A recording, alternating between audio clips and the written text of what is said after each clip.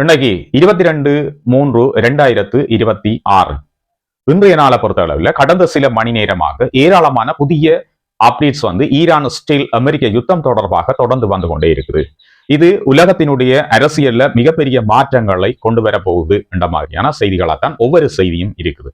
இன்னைக்கு பாத்தீங்கன்னு சொன்னா அமெரிக்காவினுடைய பிரசிடென்ட் டொனால்ட் ட்ரம்ப் அவர்கள் ஈரானுக்கு ஒரு முக்கியமான எச்சரிக்கையை விடுத்திருக்கின்றார். எச்சரிக்கையை விட காலக்கெடு ஒன்று கொடுத்திருக்கின்றார்.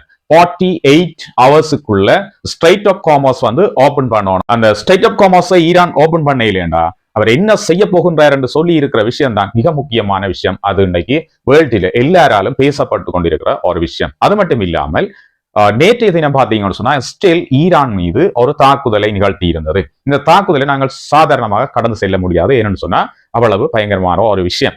ஈரானினுடைய ஒரு அணு ஆராய்ச்சி நிலையத்தின் மீது தாக்குதலை மேற்கொண்டது. அணு ஆராய்ச்சி நிலையங்கள் மீது தாக்குதலை நடத்துறது சாதாரண ஒரு விஷயங்களா இருக்க போறதில்லை. அது ரெண்டு விடயங்களை ஏற்படுத்தும். ஒன்று உடனடியான தாக்கத்தை ஏற்படுத்தும். அது மட்டும் இல்லாமல் ஃபியூச்சர்ல தாக்கத்தை டிலே எஃபெக்டை வேர்ல்டுல ஏற்படுத்தும்ன்றதுல எந்த மாற்றமும் இல்லை. ஆகவே இங்க ரெண்டு விஷயங்கள் இந்த அணு ஆராய்ச்சி நிலையங்கள் மீது தாக்குதல் நடத்துவதால ஏற்பட போகுது. இன்னொரு விஷயம் பாத்தீங்கன்னு சொன்னா இதே மாதிரி இஸ்ரேல் ஈரானினுடைய அணு ஆராய்ச்சி நிலையங்கள் மீது தாக்குதல் நடத்திய மாதிரி ஈரான் இப்பொழுது இஸ்ரேலில் இருக்கின்ற மிக முக்கியமான அணு ஆராய்ச்சி நிலையத்தின் மீது தாக்குதலை நடத்தி இருக்கின்றது. ரெண்டு நாடுகளும் இப்படி மாறி மாறி அணு ஆராய்ச்சி நிலையங்கள் மீது தாக்குதலை நடத்தினால் இந்த தாக்குதல் எதில போய் முடிய போகுது? இந்த யுத்தம் எதை நோக்கி போய்கொண்டிருக்கின்ற மிகப்பெரிய கேள்வி இப்ப எழுந்திருக்கு. இந்த வீடியோல அமெரிக்காவினுடைய பிரசிடென்ட் டொனால்ட் ட்ரம்ப் அவர்கள் ஈரானுக்கு கொடுத்திருக்கின்ற அந்த காலக்கெடு இதால இடம்பெற போகின்ற மிகப்பெரிய பிரச்சனைகள் தொடர்பாக நாங்கள் கிளீனா பார்க்க போறோம்.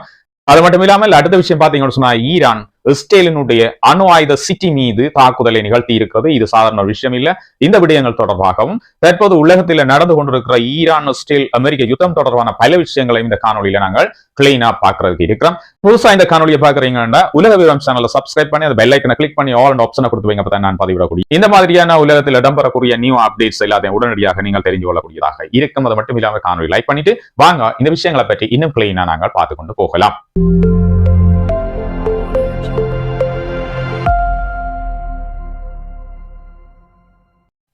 சரி, இப்ப நாங்கள் முக்கியமான அந்த விஷயத்துக்குள்ள வரும். அமெரிக்காவினுடைய பிரசிடென்ட் டொனால்ட் ட்ரம்ப் அவர்கள் ஈரானுக்கு ஒரு முக்கியமான விஷயத்தை சொல்லி இருக்கிறார்.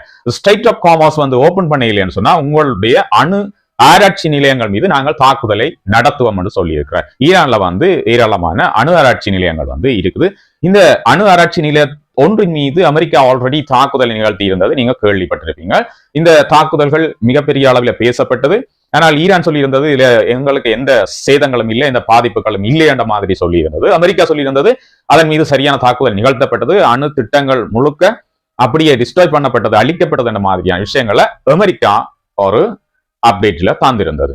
சரி, அமெரிக்காவினுடைய பிரசிடென்ட் டொனால்ட் ட்ரம்ப் இருக்கிறார். இவர் அடிக்கடி சொல்ற விஷயம் ஈரானுடைய ராணுவ பலம் அழிக்கப்பட்டுட்டது, 90% டிஸ்ட்ராய் பண்ணிட்டோம் அல்லது 80% டிஸ்ட்ராய் பண்ணிட்டோம், 10% தான் இருக்குது. இப்படி பல கதைகளை சொல்லி கொண்டு வந்தாலும் ஈரானுடைய இந்த தாக்குதல் பவர் என்றது இன்னும் உடையல என்றதை ஈரான் அடிக்கடி காட்டிக் கொண்டிருக்குது. இதுக்கு நாங்கள் ஒரு எக்ஸாம்பிளை பார்த்துக் கொள்ளலாம். இந்த ஈரானுடைய அட்டாக்கிங் பவர் இன்னுமே குறையில அது அப்படியே தான் இருக்குன்றதுக்கு எக்ஸாம்பிளுக்கு பாத்தீங்கன்னா அண்மையில என்ன செய்ததுன்னு சொன்னா அமெரிக்கா பிரித்தானியாவினுடைய கூட்டு ராணுவ தளத்தின் மீது ஈரான் ஒரு மிகப்பெரிய தாக்குதலை மேற்கொண்டது. இந்த தாக்குதலில் இருந்து தெரிஞ்சு கொள்ளக்கூடிய விஷயம் ஒன்று, மிக நீண்ட தூரத்துக்கு தாக்குதலை நடத்தக்கூடிய பவர் ஈரான்கிட்ட இருக்கின்ற ஒரு விஷயம் வேர்ல்டுல எல்லாருக்குமே தெரிய வந்த ஒரு நாளாக அந்த நாள் இருந்தது. கிட்டத்தட்ட 2500 மைல்களுக்கு அப்பால் இருந்த ஒரு பிரிட்டிஷ் மற்றும் அமெரிக்காவினுடைய கூட்டு ராணுவ தளம் மீது தாக்குதலை நிகழ்த்தி இருந்தது. இது தொடர்பான ஒரு வீடியோவை நான் மிக கிளீனா எல்லா விஷயங்களையும் உள்ளடக்கி போட்டுருக்கிறேன். அதை பாத்தீங்கன்னு சொன்னா இந்த விவரங்களை நீங்கள் தெரிஞ்சு கொள்ளலாம். அதுல ஏராளமான விஷயங்கள் இருக்கு. எந்த மாதிரியான முகாம் தாக்கப்பட்டது, அந்த முகாம்ல என்னென்ன விஷயங்கள் இருக்குது, அதே நேரம் ஈரான் அதுக்கு பயன்படுத்திய ஏவுகணை எப்படியான ஏவுகணை, அது எப்படி தாக்குதலை நிகழ்த்தியதுன்னு சொல்லி எல்லா விஷயங்களையும் நான் அதில் தந்திருக்கேன். பார்க்காத புதுசா பார்க்கிறார்கள் அது பாருங்க, அதுல இன்னும் கிளீனான விஷயங்கள் இருக்கு. சரி, இந்த தாக்குதல் பாத்தீங்கன்னு சொன்னா ஒரு 2500 மைல்களுக்கு அப்பால் சொன்னா கிட்டத்தட்ட 4000 கிலோமீட்டர்களுக்கு அப்பால் இருக்கிற ஒரு பிரிட்டிஷ் அமெரிக்க தளத்தை தாக்க முடியும் ஈரான் சொன்னா யோசிச்சு பாருங்க, ஈரான் பவர் குறைஞ்சிட்டுதா அல்லது அப்படியே இருக்குதான்னு சொல்லி. இதான் விஷயம்.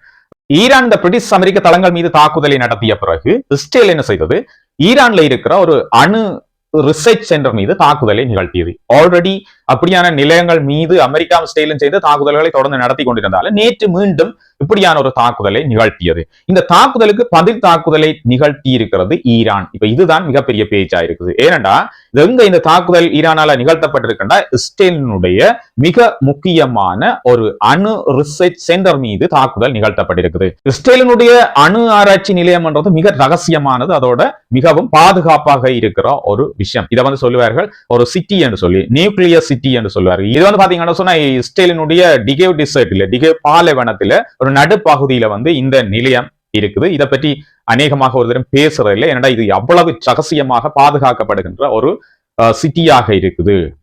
இந்த வார்ல ஈடுபட்டிருக்கிற 3 நாடுகளுமே, ஈரான், இஸ்ரேல், அமெரிக்கா, 3 நாடுகளுமே என்ன செய்தன்னு சொன்னா தங்களுடைய பவரை காட்டுறதுக்காக திரும்ப திரும்ப மாறி மாறி தாக்குதல்களை நடத்தி கொண்டே இருக்குது. ஒவ்வொருவரும் தாங்கள் செலைத்தவர்கள் இல்லை என்ற மாதிரி தாக்குதல்களை தொடர்ந்து மாறி மாறி நிகழ்த்தி கொண்டே இருக்கிறார்கள்.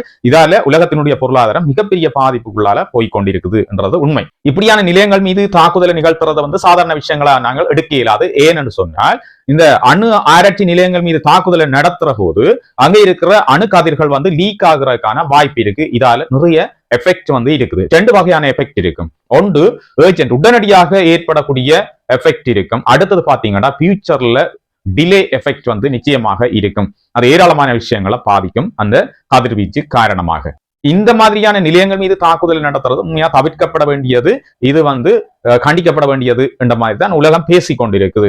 ஆனால் இந்த யுத்தத்தில் ஈடுபடுகின்றவர்கள் அவற்றை கவனத்தில் எடுக்கிறதில்ல, தாக்குதல்களை நிகழ்த்தி கொண்டிருக்கின்றார்கள். இப்படி மாறி மாறி அணு ஆராய்ச்சி நிலையங்கள் மீது தாக்குதல் நடத்தைகளை வேர்ல்டுல மிகப்பெரிய பிரச்சனையா ஃபியூச்சர்ல உலக நாடுகள் எதிர்கொள்ள போகுது என்ற கவலை இப்ப எல்லார் மனதிலையும் இடம்பெற தொடங்கிட்டுது.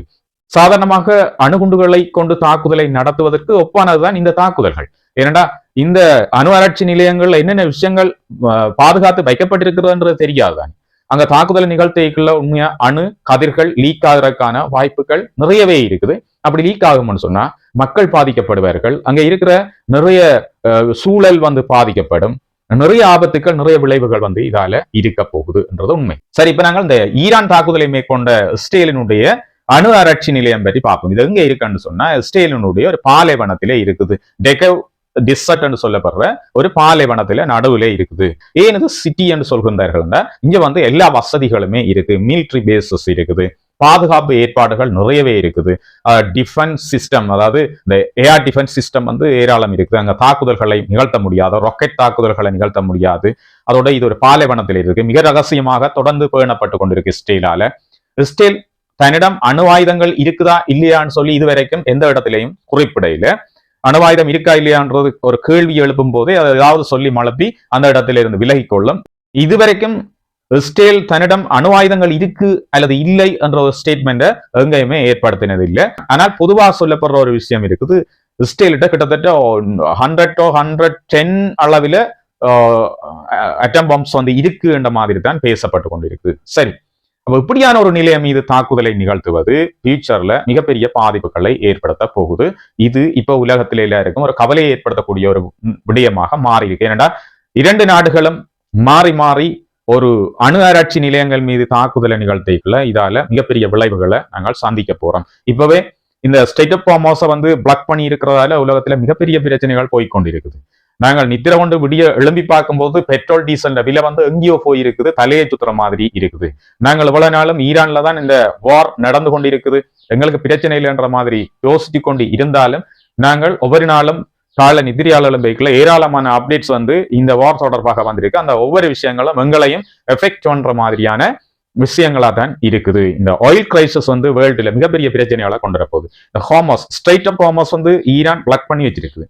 இப்ப பிரசிடென்ட் ட்ரம்ப் சொல்லியிருக்கிற அதை ஓபன் பண்ணணும், இல்லைன்னு சொன்னா உங்களுக்கு தாக்குதலை நிகழ்த்துவோம். அவரும் சொன்ன விஷயம் பாத்தீங்கன்னு சொன்னா அணு ஆராய்ச்சி நிலையங்கள் மீது தாக்குதலை நிகழ்த்துவோம் தான் சொல்லியிருக்கிறார். இதுவும் ஒரு பாரதூரமான விஷயமாகத்தான் இப்ப பார்க்கப்படுது. இந்த ஸ்டேட் ஆஃப் ஹார்மஸ்ன்றது ஈரானுடைய இப்ப மிகப்பெரிய ஒரு ஆயுதமாக பயன்படுத்தப்பட்டு கொண்டிருக்குது. பாத்தீங்கன்னு சொன்னா ஸ்டேட் ஆஃப் ஹார்மஸ்ல நீங்க தனியா ஆயில் மட்டும்தான் கடத்தப்படுது, ஆயில் மட்டும்தான் வேர்ல்டுக்கு வந்து கொண்டிருக்கன்னு யோசிச்சீங்கன்னா இல்ல, ஆயில் மட்டும் இல்ல. பாத்தீங்கன்னு சொன்னா எல்என்ஜி என்று சொல்லப்படுற லிக்விடட் நியூட்ரல் கேஸ், லிக்விடட் நியூட்ரல் கேஸ் அதனூடாகத்தான் கடத்தப்படுது. உலகத்தினுடைய எரிவாயு நிறையவே அதனூடாகத்தான் கடத்தப்பட்டு மக்களுக்கு கொண்டு செல்லப்படுகின்றது. சோ அதுவும் இப்ப பிளாக் பண்ணி இருக்கு. எரிவாயு பிரச்சனையும் உலகத்துல இப்ப நிறைய இடங்கள்ல எழும்ப தொடங்கிட்டு, இதால இந்த தொழில்துறை வந்து மிகவும் பாதிக்கப்படும், பொருளாதாரம் மிகவும் பாதிக்கப்படும், பொருட்களினுடைய விலையேற்றம் என்றது மிக அதிகமாக போகுது. பெட்ரோல் டீசல் விலை, எரிபொருள் விலை கூட என்ன செய்யணும்னு சொன்னா இப்ப பொருட்களினுடைய விலை வந்து அதிகரிக்க போகுது. சாதாரண மக்கள் மிகப்பெரிய துன்பத்தை சந்திக்க போகின்றார்கள். தொழில் இழப்புகள் ஏற்படுறதுக்கு வாய்ப்பு இருக்கு. அது மட்டும் இல்லாம முக்கியமான ஒரு விஷயம் பாத்தீங்கன்னு சொன்னா இந்த ஸ்டேட் ஆஃப் காமர்ஸின் ஊடாகத்தான் உரம் அதிகமாக, அதாவது பசலைன்னு சொல்லுவேன் இந்த உரம், இந்த உரம் வந்து அதிகமாக இதனூடாகத்தான் வருது. அதிகமான உரம் உற்பத்தி செய்யப்படுகின்ற இடம் எதுன்னு சொன்னா மத்திய கிழக்குல இருந்து உரம் இதனூடாகத்தான் வரும். விவசாயத்துறை கூட என்ன செய்ய போகுதுன்னா பாதிக்கப்பட போகுது. விவசாயத்துக்கு தேவையான உரம் வருவதில் இப்ப நிறைய தாமதங்கள் ஏற்பட்டிருக்கு, அல்லது வரையில் என்றே சொல்லலாம். இதால உரத்தினுடைய விலையும் அதிகரிக்க போகுது. ஆகவே ஈரான் இஸ்ரேல் அமெரிக்க யுத்தம் என்றது உலகத்தில் இருக்கிற ஒவ்வொருவரையும் இப்ப பாதிச்சு கொண்டிருக்குது. இப்ப இருக்கிற கேள்வி என்னன்னு சொன்னா, அமெரிக்காவுடைய பிரசிடென்ட் சொல்லி இருக்கிற 48 ஹவர்ஸுக்குள்ள இதை திறக்கலன்னு சொன்னா அணு உற்பத்தி நிலையங்கள் மீது நாங்கள் தாக்குதலை நிகழ்த்துவோம் என்று சொல்லி இருக்கிறார். இப்ப இந்த விஷயத்தினூடாக அடுத்தது என்ன நடக்க போகுது? அணு ஆராய்ச்சி நிலையங்கள் மீது அமெரிக்கா தாக்குதலை நடத்தினால் ஈரான்ல என்ன நடக்க போகுது? ஈரான்ல அந்த தாக்குதலை நிகழ்த்துமாக இருந்தால் உலகத்துக்கு அது எவ்வளவு பாதிப்புகளை ஏற்படுத்த போகுதுன்னு சொல்லி மிகப்பெரிய கவலை இப்ப உலகத்தில் எழும்பி இருக்கு. அது மட்டும் இல்லாமல் இப்ப மிக முக்கியமா பேசப்படுற இன்னொரு விஷயம் பாத்தீங்கன்னா, இப்ப நேட்டோ நாடுகள்ல பல நாடுகள் ஈரானுடைய ராக்கெட் லான்ச் பண்ணக்கூடிய ஒரு டிஸ்டன்ஸுக்குள்ள வந்துட்டுது.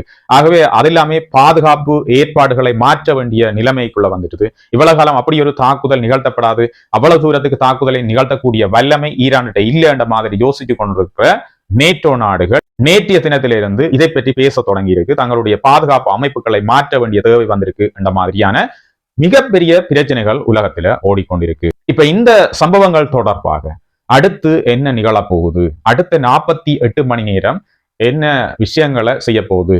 ஸ்டேட் ஆஃப் காமர்ஸ் திறக்கப்படுமா? ஈரான் அதை திறந்து விடுமா? அல்லது தொடர்ந்து அதை பிளாக் பண்ணி வச்சிருக்குமா? பிளாக் பண்ணி வச்சிருக்கிறதால அமெரிக்காவுடைய பிரசிடென்ட் சொன்னது போலவே அணு ஆராய்ச்சி நிலையங்கள் மீது தாக்குதல் நடத்தப்படுமா என்று பல கேள்விகள் இப்ப எழுந்து நிற்குது. இது தொடர்பான விஷயங்களை கிளீனா அடுத்த ஒரு காணொலியில நாங்கள் பார்ப்போம். இந்த ஈரான் இஸ்ரேல் அமெரிக்க யுத்தம் தொடர்பாக புதிய அப்டேட்ஸ் தொடர்ந்து வந்து கொண்டிருக்கு. இந்த அப்டேட்ஸை உடனடியாக உங்களுக்கு இலகுவான தமிழ்ல உங்களுக்கு வழங்கக்கூடிய வகையில நான் தொடர்ந்து சார்ந்து கொண்டிருப்பேன். அதுக்கு நீங்கள் என்ன செய்யணும்னு சொன்னா என்னுடைய சேனலை சப்ஸ்கிரைப் பண்ணி பெல் ஐக்கனை கிளிக் பண்ணி ஆல் ஆப்ஷனை கொடுத்து வைங்க. நான் பதிவிடக்கூடிய எல்லா காணொலிகளும் உங்களை உடனடியாக வந்து சேரும். அது மட்டும் இல்லாமல் இந்த காணொலி பிடிச்சிருந்தா லைக் பண்ணுங்க, உங்களுடைய நண்பர்களோடையும் இந்த விஷயங்களை ஷேர் பண்ணிக்கொள்ளுங்க, அவர்களும் உலக நியூஸை தெரிஞ்சு கொள்ளட்டும். மீண்டும் ஒரு புதிய உலக விவரத்தோடு உங்களை எல்லாரையும் சந்திக்கிறேன். நன்றி, வணக்கம்.